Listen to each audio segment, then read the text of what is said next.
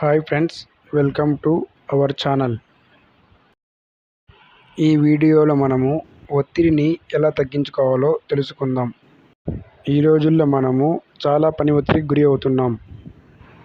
పని ఒత్తిడి తగ్గడానికి 3 సూత్రాలు. నెంబర్ 1, ఎప్పటి పని అప్పుడే చేయాలి. మనము ఏ జాబ్ చేస్తూ ఉన్నా ఎప్పటి పని అప్పుడే చేయాలి. నెంబర్ 2, ఎక్కడి వస్తువులు అక్కడే పెట్టాలి. మనము ప్రతిరోజు వాడుకునే వస్తువులను ఇంట్లోనైనా ఉద్యోగంలోనైనా ఎక్కడి నుండి తీసామో అక్కడే పెట్టాలి. నెంబర్ 3, ఎక్కడి విషయం అక్కడే మర్చిపోవాలి.